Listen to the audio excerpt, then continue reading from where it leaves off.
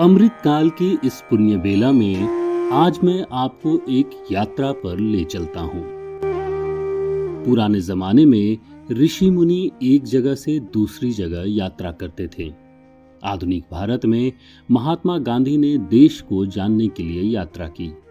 बाद में राहुल सांस्कृत्यायन ने यात्रा की और आजादी के बाद सभी राजनीतिक दलों ने भी बहुत सारी यात्राएं की।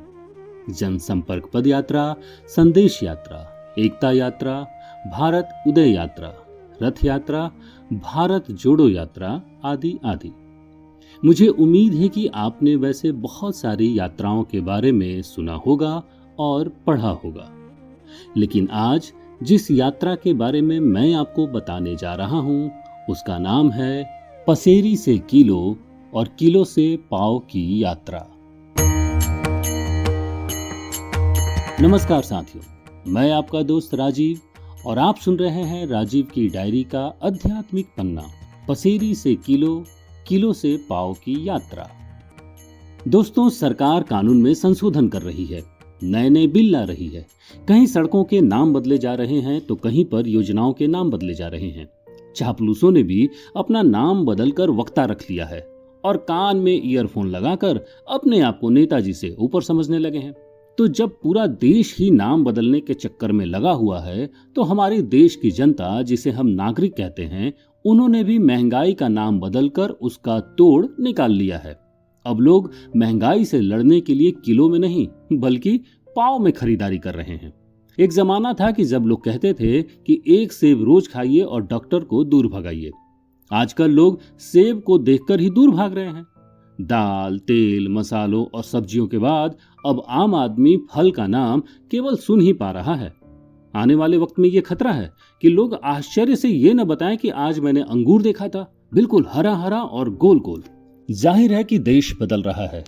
अमृतकाल की इस बेला में जब हमने चांद की दक्षिणी ध्रुव पर कदम रखा तो देश महंगाई को भुलाकर खुशियों से झूम उठा और झूमते झूमते जब उसे भूख लगी और वो खाने का सामान लेने बाहर गया तब उसे याद आया कि अरे, पैसे तो कम पड़ गए।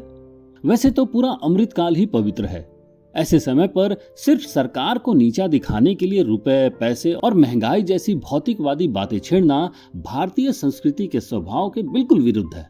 मैं तो बिल्कुल इसके विरुद्ध हूँ। यह राष्ट्रीय गर्व का अवसर है। इस अमृतकाल में हम लोग 80 करोड़ लोगों को सरकारी राशन मुहैया करवा रहे हैं। भाई, देश में जो 70-80 करोड़ गरीब नागरिक बचे हुए हैं वो भी इसलिए कि वो ढंग से जीडीपी को नहीं देख पा रहे हैं। वैसे भी सरकार ने वादा किया था कि वो देश को बदल देगी।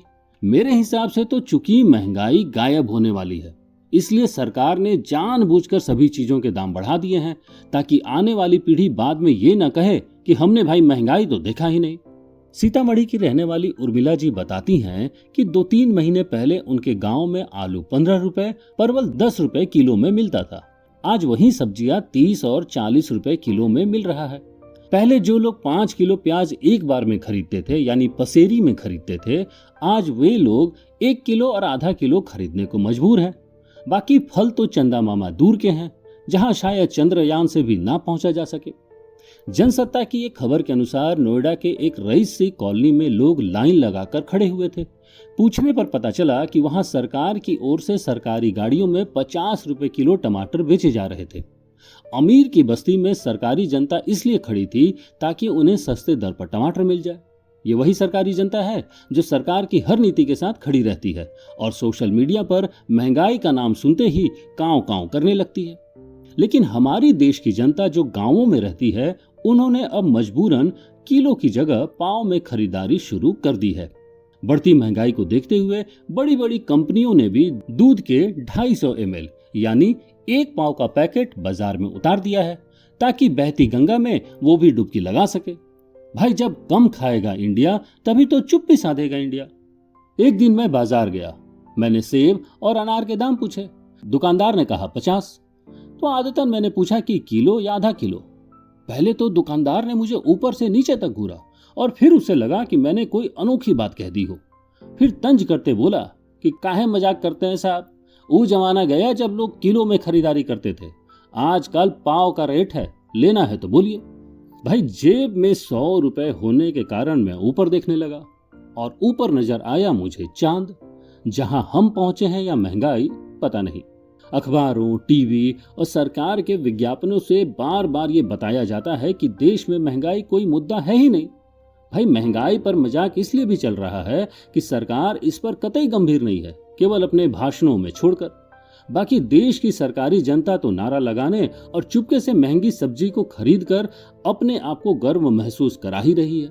तो जब देश में महंगाई कोई मुद्दा न बन पाए और वो सरकारी जनता के लिए राष्ट्रीय गर्व का हिस्सा बन जाए, तब सचमुच हमें चांद पर ही बस्ती बसा लेनी चाहिए। तब तक दोस्तों, आप हमें बताइए कि इस बढ़ती महंगाई में आपका गुजारा कैसे हो रहा है। क्या आप मौसमी फल खा पा रहे हैं? बढ़ती महंगाई ने आपके घर और रसोई को किस कदर प्रभावित किया है? अपनी बात, राय, विचार और अनुभव बताने के लिए अभी दबाएं अपने फोन में नंबर 3 का बटन, और मोबाइल वाणी ऐप में रिकॉर्ड करने के लिए अभी दबाएं ऐड का बटन। दोस्तों, याद रहे, समाज के हर मसले पर हमें बोलना होगा, क्योंकि हमारा मानना है बोलेंगे तो बदलेगा, बाकी तो चलिए रहा है।